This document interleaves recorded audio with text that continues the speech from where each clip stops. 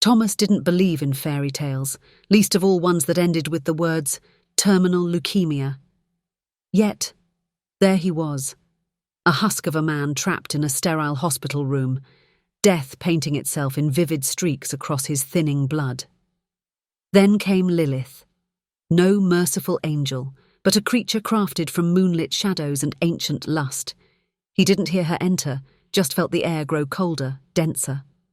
Like the predator she was, Lilith moved with silent grace, her silhouette stark against the hospital's harsh artificial light.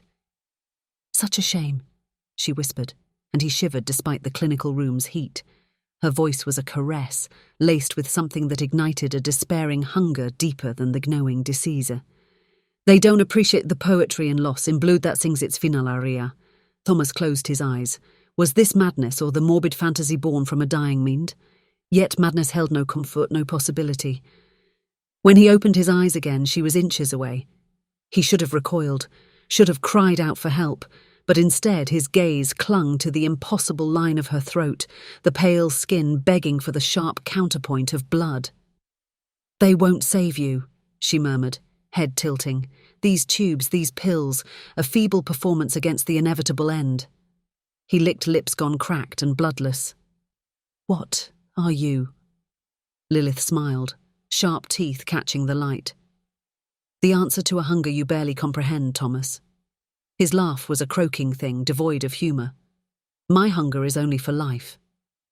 "Oh, my dear," she chided softly, a silken thread laced with cruelty. "You misunderstand. Life, that is merely the vessel. It is the fading symphony inside that draws me." One long, elegant finger trailed down his wrist, cool against his feverish skin. Her touch was not violent, yet Thomas felt an odd tug, as if some unknown thread of his being was unravelling in her wake. That night was a fevered blur, not the clean bite of a needle, but something sharper, wilder, as she breached his vein. Pain flared, then twisted into a warped sort of pleasure as emptiness transformed into thrumming vitality.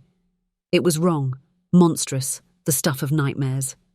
Yet, it was also the first time the weight of imminent death had loosened its grip on his soul. The room felt stifling, a cage to his unnatural vigour. She led him out, past the flickering lights and whispered concerns of the night nurse. There, amidst the towering equipment and shadowed hospital grounds, Lilith became a different creature.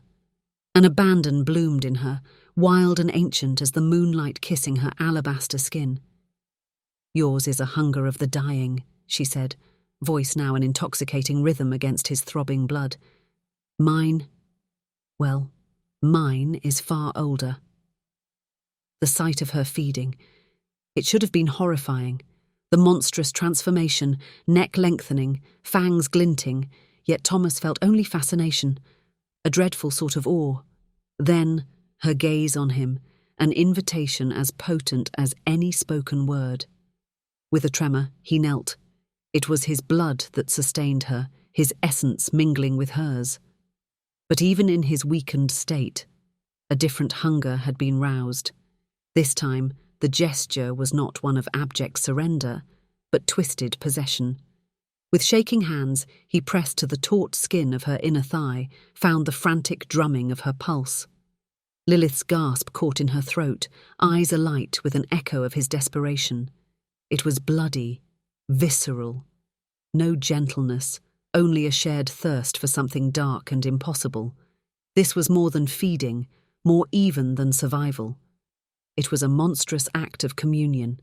They escaped the night before the doctors would have marked his freakish recovery, before the inevitable questions started, no neat endings, no cure for the darkness coiling within them both.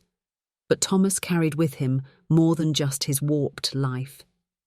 It was the scent of Lilith's skin clinging to his, damp earth and iron, and something indefinably hers, a scent of night-blooming flowers and an eternity stretched too thin.